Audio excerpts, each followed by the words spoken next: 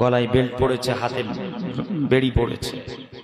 ওই হারাম খদ্দের জালেমদের আগুনে ঝাঁপ দেবে বলছে, তাই তো নাকি? ছি ছি ছি, লজ্জা! আমি মোহাম্মদ সাউদ সিদ্দিকী আমাকে ছুঁড়ে ফেলে দেব।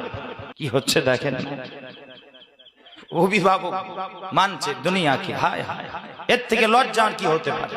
বলে অভিভাবক আমার অমুক, বলে বাচ্চা আমি অমুকের বাচ্চা, আমি অমুকের, আমি আমি আমি কি বলছে শুনেন? অমুকের বাচ্চা আমি, অমুক যা বলবে আমি তাই করব।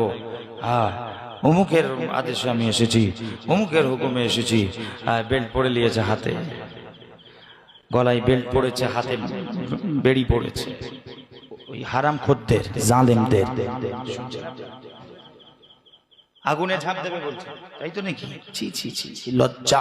আমাকে দিদি যদি বলে আগুনে ঝাঁপ দিয়ে দাও, আমি আগুনে ঝাঁপ দিয়ে দেবো। দিদির কাছে আমি কাকুতি মিনতি করবো, দিদি আপনি আমাকে আমডাঙ্গার জন্য এটা দেন, সেটা দেন, এটা দেন। কোনো ছেলে যদি মায়ের কাছে আবদার করে, আজ না হয় 5 দিন পর আবদারটা শুনবে। এর থেকে লজ্জার আমাদের কি আছে? আল্লাহর কসম, আরে আমাদের, আরে এই শব্দ দরকার ছিল রাসূলুল্লাহর জন্য বলা। তোমাদের জবান থেকে একটা বারের জন্য তো দেখা গেল না যে মুস্তাফা জানে রহমতের জন্য একবার বলবো যে হাবিবুল্লাহর জন্য আমরা আরে আগুনে ঝাঁপ দেয়া তো দূর কি বাপ, সব করতে রাজি আছি, নিজের জীবন পর্যন্ত কুরবান করতে রাজি আছি একমাত্র রাসূলুল্লাহর জন্য, হাবিবুল্লাহর জন্য।